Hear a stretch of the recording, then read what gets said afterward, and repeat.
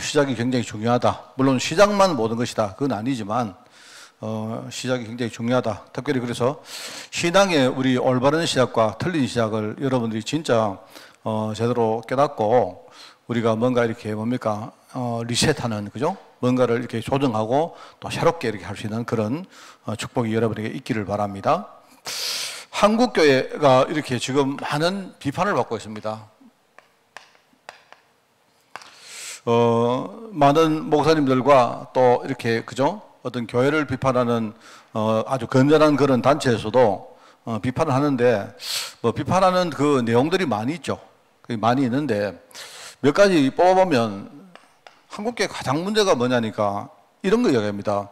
기복신앙 이야기해요. 기복신앙. 신앙의 목표 자체가 복받기 위해서 하는 그겁니다. 그게 사실 좀 심해요. 사실은요. 심하고 이 기복신앙이 어느 정도로 가느냐 어느 정도로 가는가 하면요. 사실은 이제는 그 어떤 사람들 이야기합니다. 한국 교회가 이제는 무속화됐다라고 말해요. 제가 볼 때도 그렇습니다. 그리고 무속화는 뭐냐? 무속이란 말은 여러분 무속은 뭐 우리가 생각할 때 어떤 크리스천과 다른 종교인을 이야기하는 것도 있지만 교회가 무속화됐다 이 말은요. 이 뭐냐니까 그냥 이 무속을 뭡니까 섬기는 사람들은 뭐냐니까요. 대상이 누구든 전혀 상관 안 합니다. 누구든지 나한테 복만 주면 돼요. 그게 뭡니까 뭐 산신령이든 할아버지든 할머니든 뭡니까 그게 바위든 나무든 뭐 태양이든 뭐든지 뭡니까 복 달라는 겁니다. 이유가 없어요. 그냥 여러분들이 생각할 때 우리가 정월 초하루 날 이렇게 뭡니까 가서 사람들이 해 뜨는 거 보고 빌고 안 합니까? 물어보세요. 그 해가 그러면 도대체 어떤 근거로 내게 복을 줄 것인가 물어보면 아무도 대답 못 합니다. 뭡니까 좀 신비하고 그죠? 뭔가 이렇게 새롭기 때문에 뭔가 내가 그 해 보면서 소원을 빌면 뭔가 이렇게 줄 것 같은 그런 자신들의 느낌이죠. 그러니까 실제로 그 해가 사람들 그렇습니다. 그러고는요, 하루 종일 또 댕길 때는요, 해가 뜨겁다고 해 가리고 안 댕깁니까? 그게 인간이거든요. 그렇게 뭡니까? 사람들이 뭐 해를 보고 뭡니까? 막 비는데 그 해가 나중에요, 막 해 보고 불평하고 그래 한다는 말입니다. 그러니까 무속이란 말은 뭐냐니까 사람들은 우리가 믿는 신앙의 대상이 누군가 그게 전혀 관심 없이 그게 하나님이든 예수님이든 뭐 성령님이든 뭐든 간에 무조건요 복 달라는 게 그게 기복신앙입니다. 그러니까 여러분들이 이게 얼마나 지금 심한가 여러분 아셔야 돼요. 이제 이게 한국 교회를 지칭할 때 가장 중요한 어떤 문제 중에 하나다라고 말하고요. 그 다음에 한국 교회 문제가 일종의 이제 이 조직, 군중, 무리, 세력 이걸 굉장히 또 이렇게 합니다. 사람들은요. 그래서 뭐 우리가 몇 교회 이렇게 하고요. 사실 그거 좀 이제 일종의 뭐냐니까 이게 하나의 뭡니까 세를 형성하는 거죠. 그래서 뭐 어떤 목사님들은 뭐 여러분 아시겠습니다만요. 뭐 당당하게 얘기합니다. 만약에 한국 교회가 만약에요 한 10만 교회만 뭉치면 뭐 대통령 세울 수 있다. 이런 이야기를 해요. 그냥 벌써 생각이 벌써요. 그거는 틀린 겁니다. 이게 사실 한국 교회가 끊임없이 뭡니까 한국 교회가 한 80년대 이때 되면서 한국 교회가 굉장히 성장할 때 생각을 잘못한 겁니다. 이때 성장을 보면서 뭡니까 한국 교회를 이렇게 뭡니까 세력을 모으면 뭔가 이렇게 우리가 많은 것을 이렇게 영향을 가지고 지배할 수 있다고 생각하는 거예요. 그게 사실은요 지금 이 모양으로 만들었습니다. 사실은요. 그리고 이제 또 한 가지는 여러분 아시죠? 이게 흔히 말하는 정말로 돈 너무 좋아합니다. 다들요.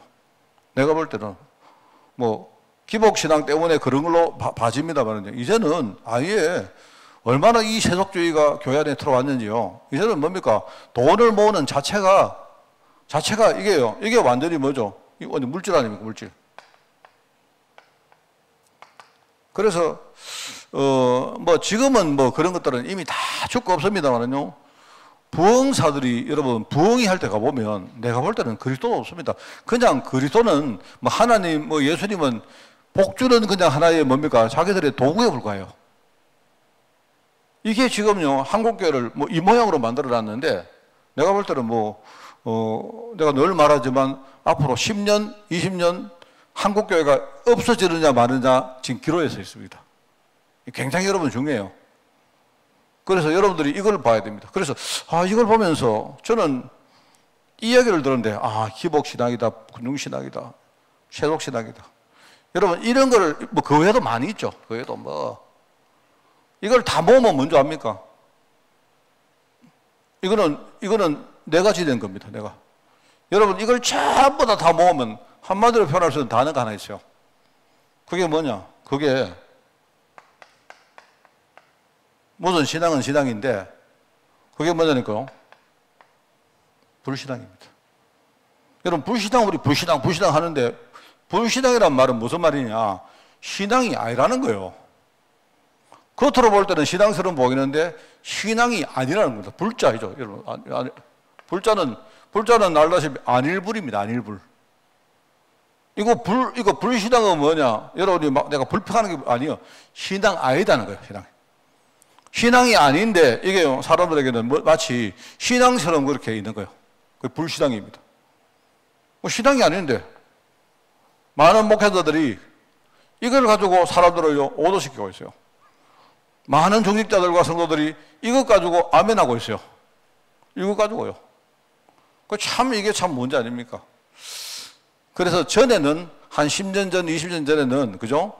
한국교회가 그래도 옛날에 뭡니까? 어떤 그 원동력들이 아직 살아있기 때문에 조금 이런 것들이 많이 있어도, 그죠? 그래도 깨끗한 어떤 아직 그런 부분들이 많이 있고, 그죠? 아직도 현장에 어필될 수 있는 게 많이 있었는데, 이제는 뭡니까? 한국교회가 지금 급격하게 절벽으로 지금 떨어지고 있거든요. 그러니까 이제 이런 부분들이 그대로 뭡니까? 적나라하게 노출되는 겁니다. 이거 정말 여러분 문제됩니다. 정말 이거는 너무 이야기할 것 없이 우리부터 정신 차려야 돼요. 그래서 여러분은 항상 뭐냐? 항상 여러분 아시죠? 우리가 항상 언약신앙, 언약에 대해서 확고해야 됩니다, 이게. 이거 확고해야 되고, 그렇죠? 그래야 됩니다. 그리고 우리가 철저히 뭡니까? 제자 중심 신앙. 정말로 언약 가진 제자 한 사람, 이 한 사람이 뭡니까? 세상이 감당하지 못하는 사람이 되어버리면요, 그러면 그 한 사람이 주의를 다 정복할 수 있습니다. 이제는 뭐냐니까, 옛날식으로 우리 한국교회가 양적 성장을 할 때가 이제는 끝났습니다. 이제는 철저히 어차피 뭡니까? 인구가 줄기 때문에 옛날처럼 1000만 운동 이런 거 하면 안 돼요. 이제는 10만 명을 우리가 남겨도요, 한 명 한 명 정확한 뭡니까? 다음 시대 언약을 이어갈 수 있는 이런 제자를 남겨야 됩니다. 정말 그렇습니다. 그리고 제가 볼 때는 우리 천만 크리스찬이라고 이야기 안 했습니까? 우리나라 인구가 4천만인데 그 중에 한 4분의 1은 크리스찬이라고 말한 지가 한 20년, 30년 되는데, 근데 지금은 내가 볼 때 이제 한 100만, 200만, 이 정도밖에 안 되지 않을까라고 저희들 생각합니다. 근데 과연 그 100만, 200만 안에 언약이 제대로 딱 뭡니까? 정립된 그런 제자가 얼마나 있을까? 여기 이제 한 가지 의문이 있고요. 두 번째, 과연 그러면 이게 다음 세대 갔을 때 과연 이렇게 뭡니까? 언약을 제대로 이어갈 수 있는 그런 후대 제자가 얼마나 될까? 여기에 대해서는요, 내가 볼 때는, 심판이 될까? 그런 생각이 듭니다. 여러분, 이 말을, 우리 목사님 되게 이렇게 허풍을 뜨시네. 아닙니다, 여러분. 여러분이 정확하게 보는지, 내가 정확하게 보는지, 나는 여러분들이 나중에 천국 가서 한번 물어보세요. 지금은요, 겉으로 허수가 많습니다. 허수가 많은데, 뭐냐니까요, 제대로 대부분이 막 흔들리고 있습니다. 그래서 정말 여러분, 그죠? 우리가, 이런 것들을 보면서, 지금요, 이게 정한 언약신앙, 아까 여기 있죠? 정말로 제자신앙, 제자국립신앙, 그죠? 그리고 우리가 영적으로 축복받는 이 부분을요, 계속 교회가 강조해야 됩니다. 그럼 여러분들이 그러면, 목사님, 그러면 복은 언제 받고요? 복은 하나님이 알아서 주실 거고, 우리는요, 이거 지향하는 사람이고, 이걸 지향하는 교회고, 이걸 할 수 있는 제자를 키우는 교회가 돼야 돼요. 그게 이 시대에 정말 시대 정신을 가진 교회다라고 그렇게 생각합니다. 서울에 저기 예원교회나 이런 데서는 제가 시대 정신 이러면요, 아이고, 무슨 하만의 교회에서 무슨 시대 정신 이야기 하느냐, 이러지 몰라도 안 그래요. 저는요, 시대 정신이 분명히 살아있습니다.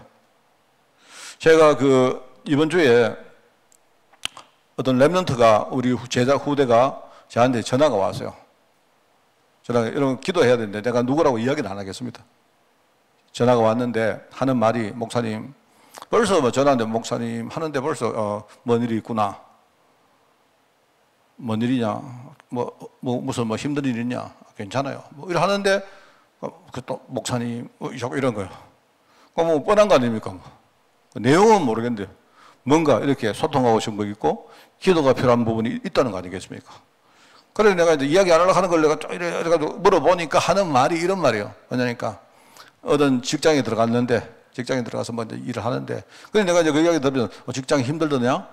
니하고 생각이 안 틀리더냐? 너 빨리 이제 그만두고 싶었냐? 이렇게 보면 그게 아니에요.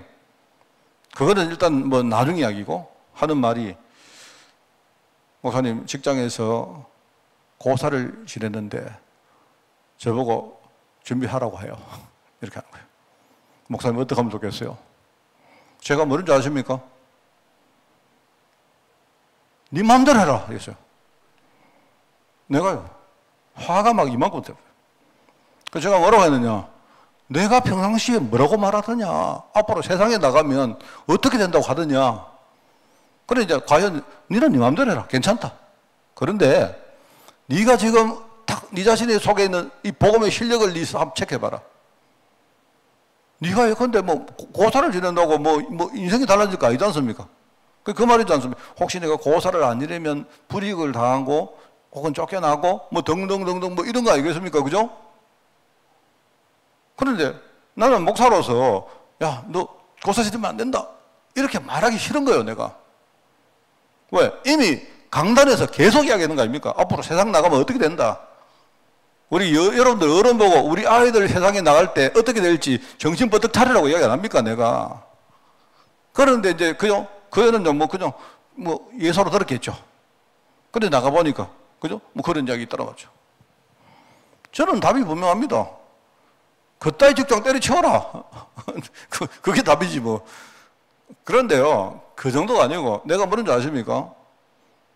내가 옛날에 직장 다닐 때 이런 경험이 있었다. 우리 직장에, 내가 다니던 직장에서 고사를 늘 지내는 거예요. 언제요? 1월 첫째, 1월 뭡니까? 나페라고 해요. 1월 처음에 1월 달 딱 문을 열 때에 고사를 지내는 거예요.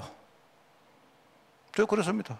그리고 제가 이야기했으면 저는 전부 다 제가 예수 믿는 줄 알고 있었고요. 저는 이미 그때 다락방 제일 처음에 시작했고, 일단은 내가 막 딱 생명 걸고, 네가 죽으면 네가 죽고, 내가 죽으면 내가 죽고, 이 정도 내가 그 강단이 있었거든요, 내가. 그런데 처음에는 전부 다 직장에서 뭘 하는데 다 참석해야지. 참석해야지. 그 저는 참석하죠, 당연히. 그런데 내가 지금 소속된 직장에서 고사를 지낸다? 나는 도무지 가만히 못 있는다. 참석 안 하면 안 돼. 그게 아니고요. 하여튼 내 눈앞에 고사를 지르면 내가 다 때려 부술 거다. 그게 사장이든 회장이든 아무 상관없이. 여러분 정말입니다, 제가. 그러니까 나중에 어떻게 하면 전부 다 저한테 빌어요, 전부 다. 니는 그 시간에 오지 마라. 니는 안 오면 안 되나? 처음에는 다 와야 된다 해놔놓고. 그게 세상입니다, 여러분. 나중에는요, 오지 마라, 혼자. 제발 니는 딴 데 가라. 그날만 늦게 온다, 이래요. 저희들이 1월 4일날 이제 일을 시작하는데, 그때 옛날에는 1월 4일날 제첫 시간에 고사를 낙장하는. 그날은 뭐냐니까요, 우리 그 위에 본부장이 나보고, 니 늦게 온다. 다 내가요, 예를 들어 좀 미친놈인 줄 알기 때문에, 그래 이야기한 거예요. 무슨 소리? 그날 내가 소속된 내가 직장에서 만약에 고사를 지낸다. 내가 모르고 넘어가면 몰라도요. 내가 아는 한은 절대로 가만히 있는다, 그날. 그날 일찍 온다, 내가. 준비를 하기만 해라. 다 때려 부순다, 내가. 사장이라 저는요. 제가요. 그때 뭘 받는 줄 아십니까? 세상 사람들이 되게요. 이게 철옹성 같은데 안 그래요. 우리가 생각할 여리고처럼요. 어마어마하게 보이죠? 안 그렇다니까요. 내가 딱 이빨 딱 깨물고 나오니까 나중에는요, 니는 오지 마라. 니는 그때 딴 데 가 있거라. 니 좀 한번 눈 감아라. 이래요, 전부 다. 그러면 내가 그래서 잘렸습니까? 내가 잘렸습니까? 내가 피해본 적 있습니까? 나는요, 성적을요, 항상 1등 했습니다. 성적을. 이게 내가 실력이 있어 그게 아니고요. 내가 과정까지는 1등으로 내가 뭐 실력이 있다 치는데요. 그 다음에는 뭐냐니까 나 실력 없는데요. 뭐 어떻게 하나님이 딱 열어가는데 1등으로 항상 1착으로 저는 승진했어요. 제가 그거 보면서 화가 나는 이유가 뭐냐니까 왜 평상시에 강단 말씀을 그냥 불러 들었느냐. 세상에 나가면 분명히 그러니까 진짜 복음 준비를 안 했냐. 나는 생각이 그렇습니다. 그 애가 고사에 되면 괜찮아요. 괜찮습니다. 그 고사에 된다고 뭐가 달라지겠습니까? 아닙니다. 그게 아니고요. 지금 하나님은 그 렘넌트를 보고 계시는 거예요. 그 렘넌트가 보면 딱 생명 걸고 딱 나와버리면요. 그러면 어떡합니까? 쫓겨나도 하나님 역사합니다. 그렇잖아요. 제가 뭐 이야기하다가 갑자기 그러게 왜 그러냐? 내 이 얘기를 왜 합니까? 지금 목회자들이 지금요 완전히 정신줄을 놓고 있다니까요. 심지어 이러다 보니까 지금요 제대로 복음을 우리가 전달하지 못하고 그죠? 한 사람 한 사람이 진짜 뭡니까? 언약 신앙으로 제대로 뭔가 딱 무장이 안 되어 있다니까요. 저는 유럽 가서도 많이 봤어요. 유럽에 렘넌트 뭡니까? 우리 유럽에 렘넌트 회장하는 애가 있는데 이놈이 항상 뭡니까? 유럽에 렘넌트 집회할 때 나와서 항상 사회합니다. 걔가. 사회하면요, 뭐냐, 유목사님도 막, 뭐 다 그래요. 이래 하는데 뭐냐니까, 렘넌트 집회하면 항상 뭡니까? 걔가 딱 중심이 돼가지고 합니다. 근데 지 현장에 들어가서는요, 이거는 완전히 이게 뭐 신앙인인지 아닌지 왔다 갔다 하는 거예요. 이러다가 뭡니까? 1년에 한 번 렘넌트 집회할 때 와가지고 막 준비하고 막 의샤 해가지고 폼나고 또 하는 겁니다. 무엇이게? 이런 식입니다. 그렇게 보면서, 야, 저런 식이면 저거는 되는 것처럼 보이지만 아닌데, 정말로 한 명 한 명 이렇게 뭡니까? 저는 그런 생각을 한 적이 있고요. 정말 이거 우리가 아까 그 렘넌트 이야기가 아니고, 이건 어떻게 보면 우리 저를 포함한 모든 우리 목회자들이요, 정신을 차려야 됩니다. 저는 우리 교회 아이들, 우리가 아주 어린 아이들은 지금 잘 모르지만요, 우리 지금 청년쯤 되는 아이들은요, 우리 청년쯤 되는 애들은 정말로 애들이 복음 제대로 딱 뭡니까? 정립 딱 돼 있어야 돼요. 그래가지고 요새는 복음이 그냥 무슨 말로 되는 그런 거 말고 말입니다. 뭐 시시하게 뭡니까? 막 단어로 막 쭉 이런 거 말고 정말로 딱 파고 들어가서 뭡니까? 어떤 일이 와서도 흔들리지 않고 내가 진짜 복음 하나 붙들고 막 생명 걸고 살 수 있도록 이렇게 만들어야 됩니다. 그러면 이제 그게 우리 지금 현실이라면요. 자, 그러면 한 가지 제가 서론적으로 더 이야기해요. 왜 하나님이 중요한 시간을 본다 기다리라 했을까요? 우선 뭐 기다리라 하면 성경에 한 3군데 정도 생각이 납니다. 첫 번째는 뭐냐? 여러분, 기다리라 이 말은 이거는요, 무슨 뭔가 기다리라 이 말은요, 네가 게으르게 그냥 가만히 있거라 이런 뜻이 아니죠. 아니면 너는 방종하면서 그냥 뭐 대충 살아라 이런 게 아니다 말입니다. 기다리라 이 말은 한 이 속에 몇 가지 내용이 들어있어요. 하나는 뭡니까? 진짜를 체험하라 말했죠.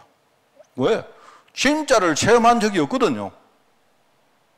이건 언제 이야기입니까? 우리 보통 출애굽기 14장 13절이죠. 홍해 앞에 선 이스라엘 백성들이, 그죠? 애굽에서 나오긴 나왔는데 아직도 체질 자체가 뭡니까? 완전 노예나 마찬가지입니다. 껍데기는 자연인데 아직도 뭡니까? 영적으로 완전히 노예입니다. 노예. 바뀐 게 아무것도 없어요. 그러니까 이런 사람들을 데리고 지금요 광야를 건너가서 걸어가면서 뭡니까? 하나씩 하나씩 준비하고 나중에 가나안 땅으로 들어가는데, 그런데 제일 처음에 해야 될 게 뭡니까? 한 번도 하나님 역사를 체험한 적이 없거든요.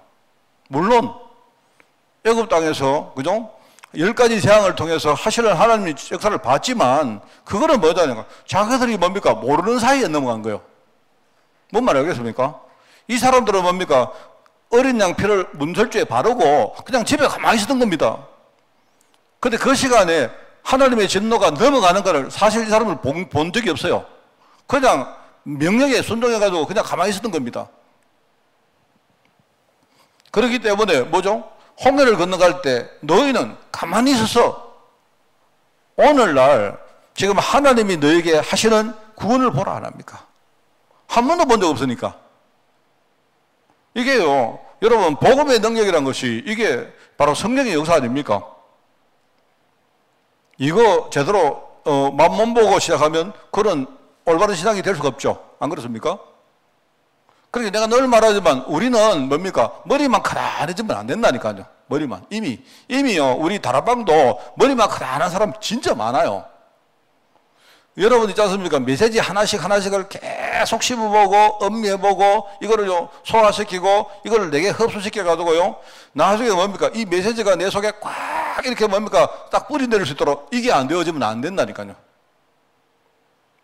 여러분, 우리 다락방은 어떤 특징이 있는가 하면 굉장히 뭡니까? 아주 단순 명료하게 하는 특징이 있습니다. 그죠? 그러니까 우리가 메시지도 뭡니까? 아주 단순하게 명료하게 하는데, 그런데 문제는요, 이게 제대로 뭡니까? 묵상이 안 되어지면, 그죠? 나중에는 뭡니까? 일종의 국어만 돼요, 국어만. 사람들이.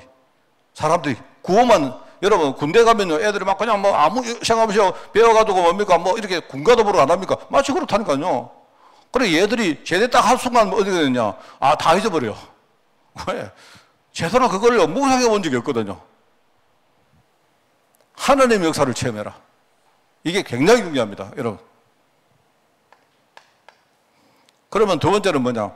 하나님 역사를 체험하려고 하다 보니까 우리 안에 치명적인 부분이 하나가 있거든요. 그게 뭡니까? 그게 아주 숨은, 아주 쉽게 말해 아까 이야기했죠. 불신앙이라는 이 문제입니다. 기다리라 이 말은 본격적으로 뭔가를 하기 전에 네 안에 있는 많은 것들부터 제거시키라 말이에요. 이게 열왕기상 19장이죠. 열왕기상 19장. 이게 19장 맞습니까? 열왕기상 19장, 그리고 19장 5절 같은 나옵니다. 열왕기상 19장 5절이 뭡니까? 엘리야가 지금요, 자기는 하나님 역사를 체험했다고 생각했는데 아니죠. 아직도 자기 속에는 뭐냐니까 많은 것들이 있어요. 그래서 아방이 자기를 죽인다는 말을 듣자마자 사람이 바로 낙심해 버립니다. 이 말은 아직도 자기 속에 굉장히 뭡니까? 영적으로 숨은 부분이 많이 있다는 말이거든. 그걸 모르고 있는 겁니다. 그러니 하나님이 지금요, 이 사람을 완전히 뭡니까? 로뎀나무 밑에 엎어지도록 만들어 놓고 거기서 말합니다. 네 속에 네가 내가 주는 떡과 물을 마시고 먹고 지금부터 뭡니까? 하나님의 산 호렙으로 가라. 이러면서 뭡니까? 아, 하나님의 계획이 진짜 이거였구나. 이걸 하나씩 음미를 해보고, 그죠? 자기 자신을 리셋하라는 말 아닙니까? 이거잖아요. 그거 기다리란 말이죠. 그러면서 이제 뭐 하느냐? 정말로 하나님이 앞으로 해나가실 거 있기 때문에 이제는 그거 준비하라는 거죠. 그래서 우리 사도행전 1장 예컨대요 3절부터 8절, 예루살렘을 떠나지 말고 아버지께서 약속하신 것을 기다리라. 아버지가 뭘 약속했습니까? 요한은 너에게 물로 세례를 베풀었지만, 이 말은 무슨 말이죠? 요한의 물 세례 가지고는 안 된다는 말입니다. 요한의 물 세례 가지고는 안 되고 하나님이 약속하신 뭐죠? 성령 세례를 받아야, 그래야 너희들이 성령 충만 받고 너희들이 증인될 수 있다, 이 말이거든요. 이거 준비하라는 말입니다. 쉽게 말하면 성령 충만의 능력을 실제로 준비를 해라. 이게 기다리라는 말입니다. 자, 여러분, 그냥 우리 시작이라는 말을 하기 전에 여러분 제대로 시작하기 위해서는 이게 안 되어지면 안 되죠. 우리 저도 참 부족한 많습니다만요. 제가 이 목회를 하면서 느낀 게 있어요. 제가 목회를 하면서 정말입니다. 저는 뭐를 미리 알고 좀 이렇게 차근차근 준비하고 했으면 참 좋았겠는데 이 제 체질이 안 그런가 봐요. 그래서 하나님이 저를 현장으로 막 보내가지고 막 밀어붙이면서 그렇게 한 게 참 많습니다. 그래서 저도 역시 항상 지나보면요 그래요. 제가 신학교를 다닌 것도 그렇고 막 밀려가지고 간 겁니다. 그리고 제가요 목사 안수 받은 것도 그렇고, 뭔가 내가 미래에 내가 목사 될 것이기 때문에 이런 거 준비하고 이런 거 준비하고 이러면 좋은데, 저는 목사 안수 받기도 전에요 한 달 전까지만 해도 갈등했다니까요. 그래서 제가 왜 갈등했느냐, 자신이 없어서 그런 게 아니고 꼭 이거 목사 안수를 받아야 되느냐. 나는 사실 목사보다도 나는 오히려 목사 아니고 복음 전하고 싶거든요. 이래가지고 계속 갈등했습니다. 하나님이 또 저를 막 밀어붙였죠. 제가 목회 시작하도 마찬가지, 목회도 아마 제가 이 교회 안 왔으면 저는 목회를 안 했을 수도 있습니다. 솔직히 정말입니다. 그냥 뭐 억지로 막 붙들려가지고 와서 내가 딱 왔는데 제 같은 경우는 막 밀려가지고 이렇게 한 게 많아요. 지금 아쉬운 건 뭐냐? 미리 내가 이걸 알고 뭔가 하나님 역사를 내가 체험하고 실제로 내 안에 많은 것들을 시험받으면서 제대로 하나씩 하나씩 준비했다면 좀 달라지지 않았을까요? 그죠? 네, 그런 생각을 합니다. 자, 그래서 오늘 이런 의미에서 올바른 시작과 틀린 시작. 자, 여기 첫 글자가 나옵니다. 시작이 틀리면 성공을 해도 그거는 성공이 아닙니다. 그렇지 않습니까? 맞죠? 그죠? 제가 아는 사람이 있는데 식당을 차릴 때, 내가 볼 때 이 사람이 그냥 어디서 할까 하다가 뭐 대충 뭐 이렇게 뭡니까? 자기 돈, 수준과 이런 거 보면서 식당을 차렸는데 식당을 딱 차려놓고 보니까 아이고, 잘못했다. 내가 여기서 차릴 게 아니고 저기 가서. 그럼 나중에 깨달으면 뭐합니까? 나중에 여기에 뭡니까? 뭐 이게 돈도 많이 들고 시설도 하고 했기 때문에 이제 갈 수가 없는 겁니다, 오히려. 그게 사실은 이 사람이 차라리 빨리 식당을 개업하지 말고 조금 기다리면서 뭡니까? 여기저기를 충분히 보고 이렇게 생각해서 가면 좋은데 그걸 장소란 게 안 그렇습니까? 그게 사실은 그게 시작을 했지만 그거는 더 큰 문제가 오죠.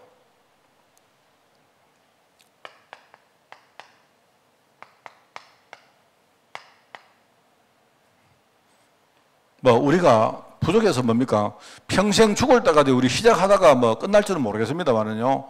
저는 그런 생각이 듭니다. 제가 여러분 그 강단 말씀을 듣는 것도 중요하지만 여러분 강단 말씀은 어떤 게 중요한가 하면요. 여러분 그 강단에서 메시지를 전하는 메신저와 중요한 교감을 여러분이 이루셔야 돼요. 그게 무슨 말인가? 목사님이 왜 이번 주에 이 메시지를 왜 전하지? 이걸 여러분이 캐치해야 됩니다. 이걸 여러분이 아셔야 돼요. 지금 제가 강단에서 메시지를 전하는데, 그죠?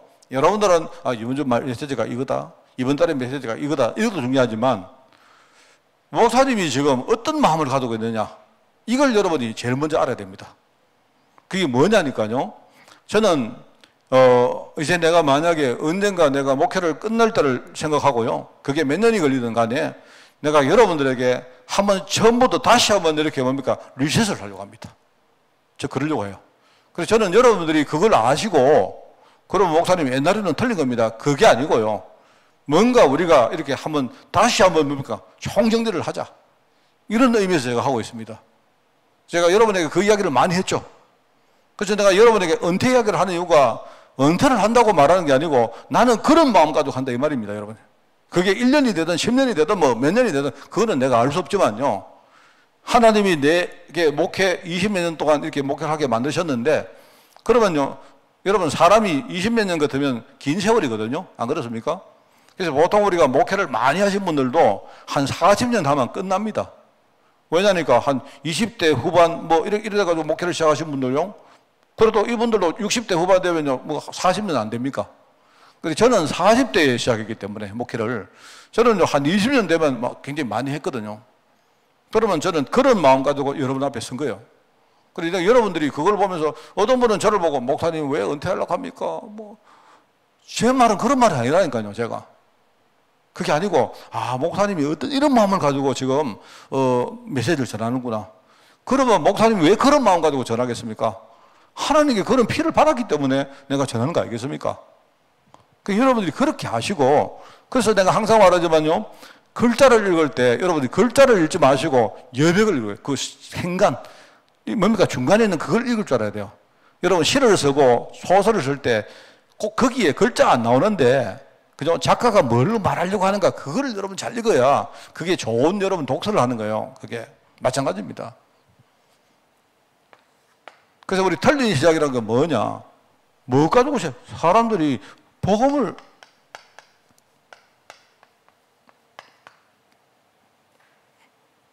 복음은 완전한 것인데 이 맛을 보지 못하고 평생 사는데 그게 실패의 시작인 줄 모르고 있는 거예요. 복음은 완전한 것인데. 그러니까 많은 사람들이 많은 말만 복음 하다 보니까요. 어느 날 자기 속에 복음은 복음 맞는데 자기 안에 뭡니까? 숨은 문제가 그대로 있다 보니까 사단이 내가 복음의 길을 가도록 놔두질 않습니다. 정말입니다. 왜 여러분 이 지경이 간 줄 압니까? 이거는 대부분이 목사님들 책임이요. 왜냐니까 목사님들은요, 머릿속에 복음 많이 들었기 때문에 자기들이 복이라 생각하는 겁니다. 아니요, 글쎄. 그거 아닌데, 복음에 진짜 맛을 못 봤는데, 그냥 뭐 주워들은 가지고 하다 보니까 그게 실패의 시작인 줄을 모르고 있는 거예요. 여러분 꼭 아셔야 됩니다.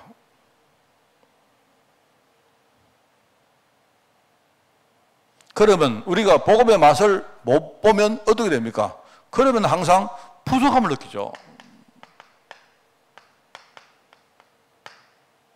이거는 속일 수가 없습니다. 여러분 있지 않습니까? 우리가 제일 못 속이는 대상이 누구냐? 하나님은 절대 못 속여요.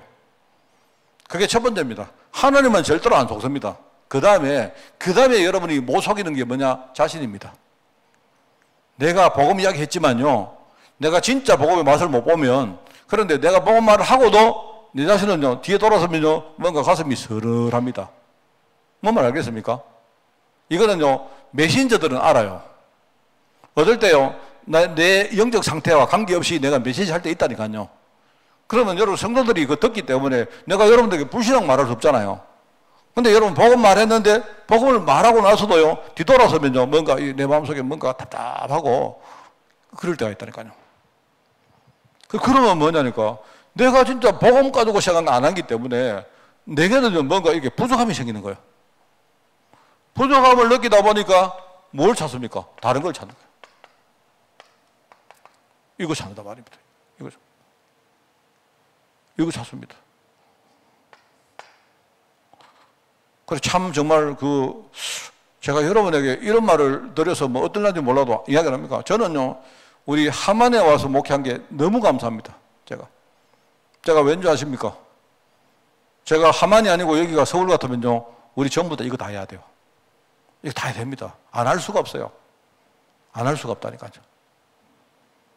왜냐니까, 뭐, 이거를 안 해도 될 그런 복음의 실력이 있는 목사님들 많이 계시지만요, 나는 아니거든요. 나는 아니기 때문에 하나님이 나를 잘 보시고 여기다가 딱 목회하라고.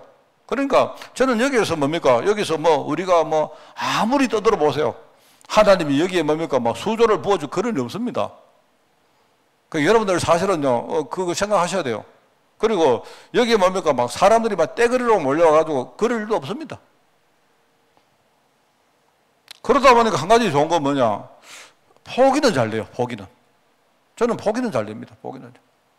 막 목사님들은 뭡니까? 막 이렇게 좋은 차 다니고 이런데, 저 그런데 별 실효 생각 없어요. 제가 뭐 특별히 뭡니까? 거룩해서 그런 게 아니라니까요. 그게 아니고, 나는 이렇게 뭡니까? 하나님이 이렇게 언약에 대해서 제대로 뭔가 탁 생각하도록 만들어주셨고, 이러다 보니까 뭡니까? 한 사람, 언약의 제자 한 사람이 정말 얼마나 중요한지를 내가 알게 되었어요. 그러다 보니까 사실 뭐 저도 돈 좋아합니다. 여러분이 저한테 돈 줘보세요. 내가 돈 안 받는가? 받죠. 그런데 그렇게 뭡니까? 막 눈에 뭡니까? 막 이렇게 돈 할 정도로 그리 좋아하지는 않습니다. 저는 왜냐니까 이게 사람들이 복음의 맛을 못 보니까 부족함을 느끼고 결과적으로 다른 걸 찾는데, 이 다른 게 뭐냐니까 비슷한 거거든요. 이게 딱 표가 나면 좋은데 이게 비슷해요. 그게 유사복음이라니까, 유사복음. 그래서 아까 말합니까? 요게 신앙인데 알고 보면 요게 불신앙인 거예요. 신앙 아니다 이 말입니다. 신앙처럼 보이는데. 그래서 여러분들은요, 아시겠습니다만 여러분들은 진짜 복음 붙으세요. 딱 붙으셔야 되고요. 그래서 사람들이 뭡니까? 이러다 보니까 여기에 대한 많은 대체수단.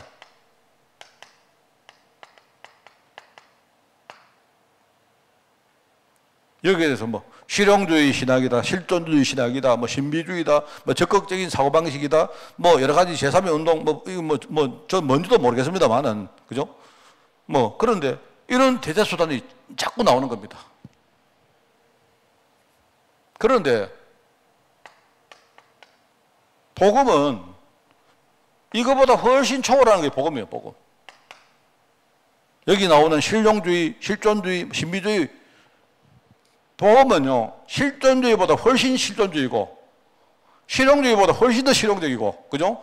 신비주의보다 훨씬 더 신비스러운 게 복음입니다. 복음은 모든 것을 초월한다. 그래서 우리 뭐 교직자들 마찬가지고 저는 정말입니다. 우리 교육자들부터가 매일 여러분 있지 않습니까? 정말 저는 이렇게 여러분에게 이렇게 푸시 안 합니다. 내가 여러분에게 푸시하면 교육자들이, 부교육자들이 내가 푸시를 해버리면요. 다 가짜 해야 돼요. 안 그러면 가짜 해야지요. 안 그러세요? 목사님께 보여야 되잖아요. 그렇기 때문에 내가 푸시를 안 하는데, 푸시를 안 하는 이유는요. 여러분만이 뭡니까? 내가 진짜 복음 맛을 보고 누리는 여러분 시스템을 만들어라는 겁니다. 정말입니다. 저는 여러분을 평가할 그럴 자격이 없어요. 저도 뭐 부족하고 못난 사람인데 뭐 내가 평가합니까? 그런데 내가 한계는 이야기할 수 있어요. 내가 복음을 조금 누려보니까, 아까 말했지 않습니까? 내가 복음을 진짜 좀 누려보니까 내 인생의 많은 흐름들이 그때 바뀌는데, 이건 놀라운 이야기입니다. 그래서 저는 이번 주에도 우리 지난주에도 우리 종석이가 결혼식 사업에서 저는 그래요. 저는 내가 참 감사한 게 뭐냐니까, 그래도 얘들이 뭐 복음에 대해서 뭔가 이렇게 내한테 듣고 좀 느끼고 이런 것들이 있으니까 그래도 뭡니까? 얘들이 잊어버리지 않고 목사님 나는 그게 참 감사해요, 얘들에게. 난 다른 거 없습니다. 뭐 아마 내가 볼 때 종성이하고 뭐 이제 몇몇 뭐 하면 우리 랩런트들 다 결혼하면 뭐 이제 뭐 내가 이제 결혼 주례할 일이 거의 없을 거 아닙니까? 뭐 지금 뭐 예를 들어서 누가 그러더라고요. 뭐 시온이가 결혼하는데 할 때까지 목사님 살아 계셔야 됩니다. 우리 큰 시온이.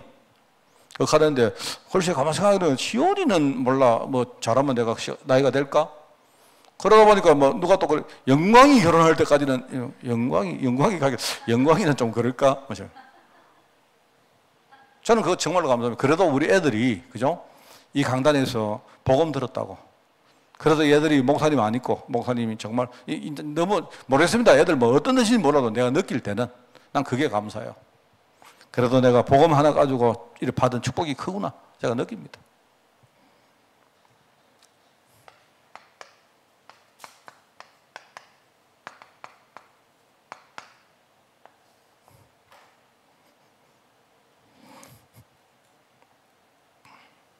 그럼 어떻게 우리가 올바르게 할까요?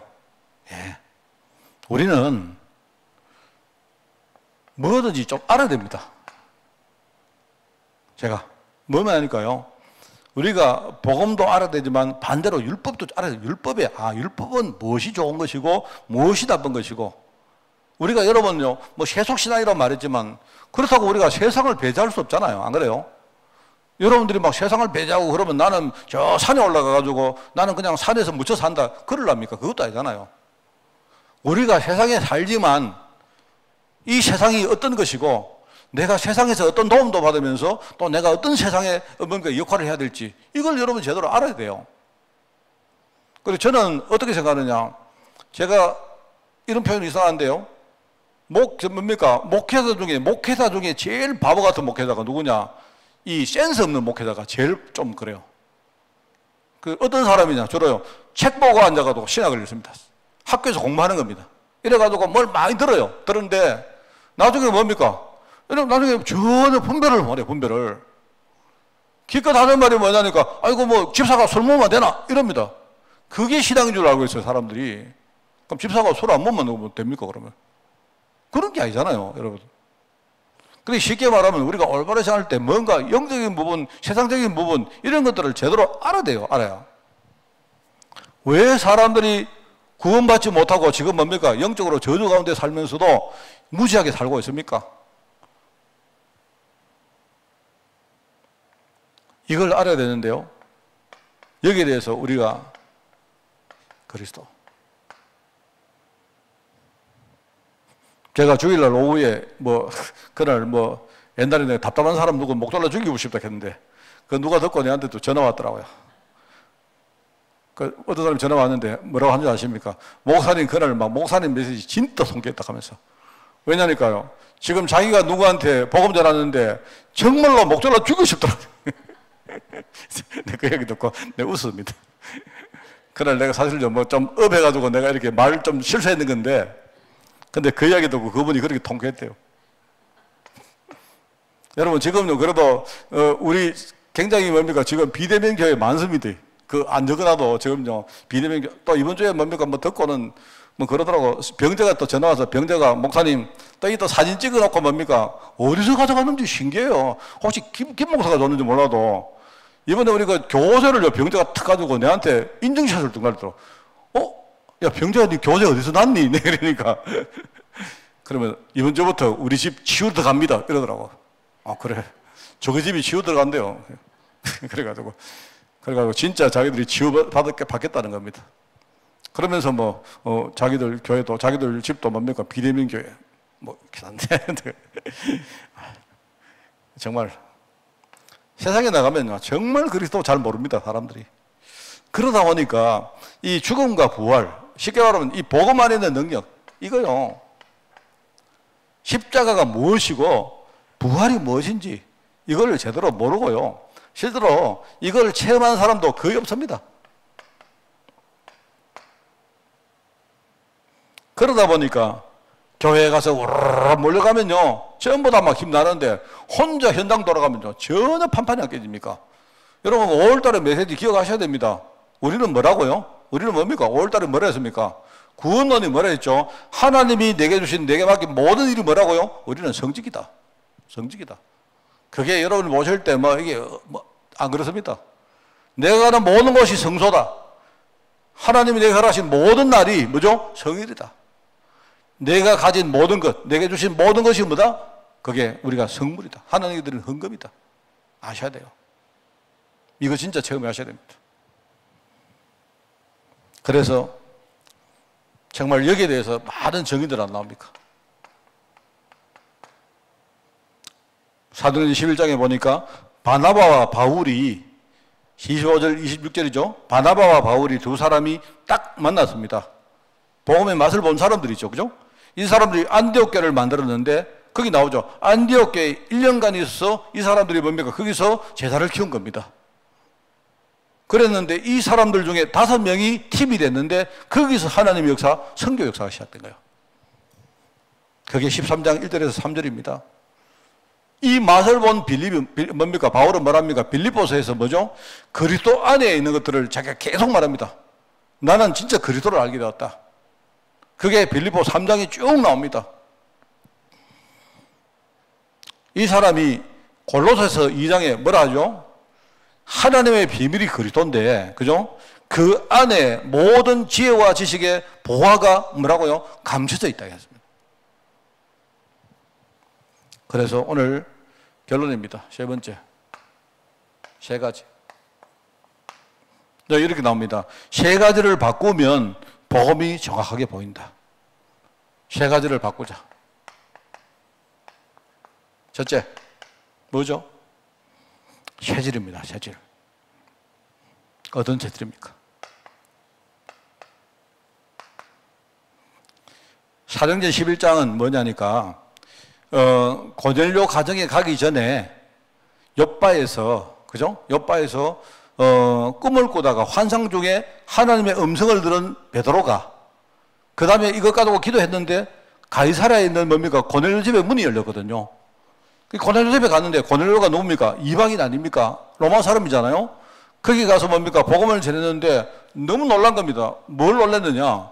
하나님이 그 가정에 구원 주신 것도 놀랐지만 그 가정에 가니까 뭡니까? 성령이 있다는 사실에 놀란 거예요. 이 사람이 거기에 놀라가지고 뭡니까? 나중에 예루살렘 교회 와서 보고하는 장면이 그게 사도행전 11장입니다. 그래 보고하는 이야기를 하는데 다들 뭡니까? 깜짝 놀라는 겁니다. 그런데 난 다행스럽게 베드로가 하는 말을 듣고 야 신기하다. 이방인들에게도 하나님이 성령께서 임하시는구나. 이렇게 말하면서 다들 전부 다 신기한 마음으로 처음으로 뭡니까? 그 말을 들은 거예요. 그러니까 이 유대인들 속에는 체질이 이게 보통 체질이 아니죠. 제대로 복음 들어도 이거 바뀌려고 하면요. 정말로 이게 참 어렵습니다.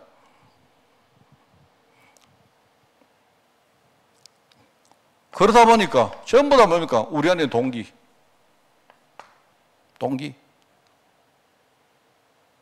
누가복음 9장에 보니까 주님을 따를 사람들은 뭡니까? 십자가를 지고 주님을 따르라면 십자가 지라. 이 십자가 뭡니까? 자기 동기 내려놔라 아닙니까? 사실은 우리가 주님 따라갈 때 응답 제대로 못 받는 이유가 뭐냐? 그 동기 때문이다. 이 말이겠죠. 그리고 방법 뭡니까? 틀린 방법. 인간의 힘을 믿고 인간의 지식을 믿는 거 그거 말고 뭐죠? 사도행전에 보니까 1장 8절에 오직 성령이 임하시면 너희가 권능을 받고, 내가 항상 말하지만 우리가 성령 충만 권능 이러면요 자꾸 여러분들은 막 불이 막 보이고 막 뭔가 대단한 사람이 막 일어나고 막 귀신이 떠나고 이런 걸 생각하는데 맞긴 맞습니다. 맞는데 그거 말고요 정말로 내가 절대로 바뀌지 않는 게 있어요. 자기는 압니다. 자기는. 근데 내가 성령 충만 딱 받으면요 그게 바뀌기 시작해요. 여러분 있지 않습니까? 많은 성도들 보면 제일 힘든 게 뭐냐니까 인간관계 문제 속에 제일 힘든 게 많아요. 이런 거 있습니다. 아, 저 사람은 내가 절대 내가 용서 안 된다. 이런 거 있지 않습니까? 저 사람은 진짜 내가 못 넘는다. 근데 우리가 성도다 보니까 속으로만 가지고 있어요. 속으로만 딱 그냥 겉으로는 아닌 것처럼 합니다. 그런데 그거요 내가 성령 충만 안 받으면 절대로 해결 안 돼요. 저도 많은 경험해 봤습니다. 그런데 성령 충만 받으면요 과거에 안 되었던 것들이 되기 시작해요. 그게 권능입니다. 여러분 정말입니다. 권능입니다. 어떤 사람은요 내가 남 앞에 가서 말을 하는데 그게 말하는 그게 그렇게 힘들어가지고 말을 더듬거나 막 이렇게 하는데요 이 사람이 진짜 성령 충만 받으니까 이제는 사람 앞에 서는 것이 두려워지지 않아요.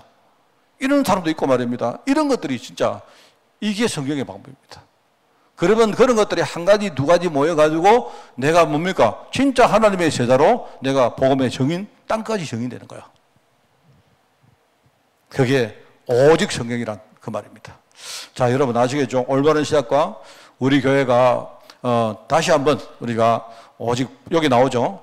복음의 맛을 딱 보고 혹시 우리가 부족함을 느꼈다면 그거 청산하고 우리가 부족했기 때문에 다른 걸 찾았다면 그거 우리가 진짜요 지금부터 리셋하고 만약에 지금요 대체수단이 있었다면 그거 다 내려놓고 우리는 다시 한번 뭡니까 복음 정말로 모든 것을 초월하는 이 복음을 붙들고 시작하는 겁니다. 승리하는 여러분 되시기 바랍니다. 하나님 아버지 감사드립니다. 우리 온 교회가 복음으로 시작하는 그런 축복 있게 하옵소서. 감사드립니다. 예수님의 이름으로 기도드리옵나이다. 아멘. 우리 주 예수 그리스도의 은혜와 하나님의 그 놀라운 사랑하심과 성령님의 지금 함께 하심이 복음으로 새롭게 시작하기를 원하는 모든 죄종들 머리 위에 특별히 이 일을 감당할 우리 특별히 교회 위에 지금부터 영원까지 항상 함께 계실지어다. 아멘.